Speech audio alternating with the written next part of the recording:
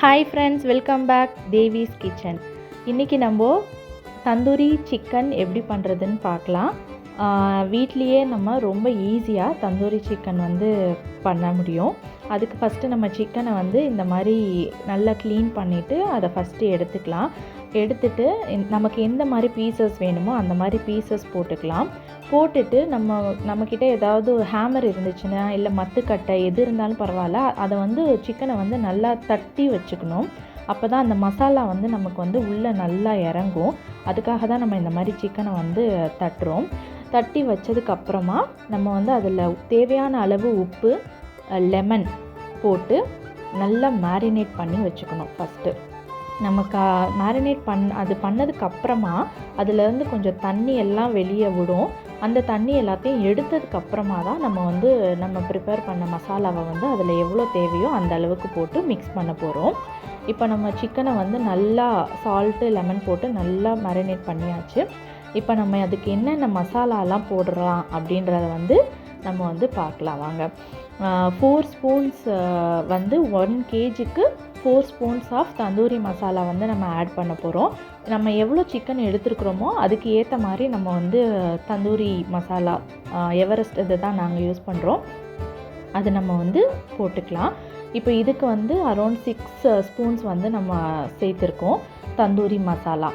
Plus இதோடு நம்ம என்னென்ன மசாலாலாம் ஆட் பண்ண போகிறோம் அப்படின்னா, அதுக்கப்புறமா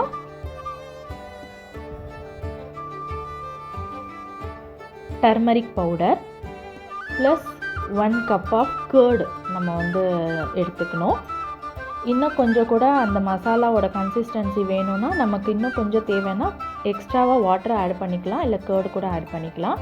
ஜிஞ்சர் கார்லிக் பேஸ்ட் ஆட் பண்ணணும். அப்புறமா நமக்கு எவ்வளோ தேவையோ அவ்வளோ உப்பு, நம்ம அதுக்கு அந்த மசாலாவுக்கு தேவையான உப்பு நம்ம ஏன்னா சிக்கன்லேயே நம்ம உப்பு போட்டிருக்கோம். ஸோ அதுக்கு ஏற்ற மாதிரி நம்ம இதில் இந்த மசாலாவுக்கு மட்டும் நான் 1.5 ஸ்பூன் சேர்த்துருக்கேன். ப்ளஸ் இதில் நம்ம காஷ்மீரி சில்லி பவுடர் ஒரு 3 tablespoon of Kashmiri chilli பவுடரை ஆட் பண்ணியிருக்கேன்.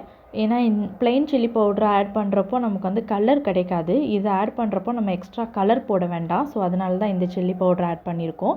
ப்ளஸ் இதில் கரம் மசாலா ஒரு 1.5 ஸ்பூன் ஆஃப் கரம் மசாலா சேர்த்துட்டு கஸ்தூரி மேத்தி லாஸ்ட்டாக சேர்த்துக்கணும். சேர்த்துட்டு இந்த மசாலா எல்லாத்தையும் ஒன்றா கலந்து நம்ம நல்லா கலந்து வச்சுக்கணும்.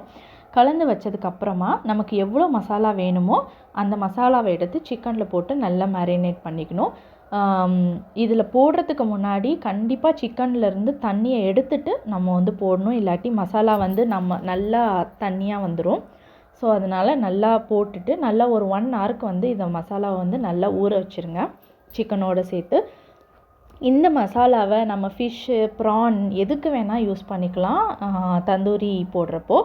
அதுக்கப்புறமா நம்ம அடுப்பு கறி இப்போ ரொம்ப ரெடியாக இருக்குது. ஸோ இதில் நமக்கு கோகோனட் ஆயிலில் வச்சு தான் நம்ம ஆயில் ஸ்ப்ரே பண்ணலாம். அப்படி இல்லாட்டி ப்ரஷ்ஷில் வச்சு ஆயில் அது மேலே போட்டு கொஞ்சம் நேரம் நல்லா வேக வச்சோன்னா சூப்பரான தந்தூரி சிக்கன் ரெடி ஆயிரும்.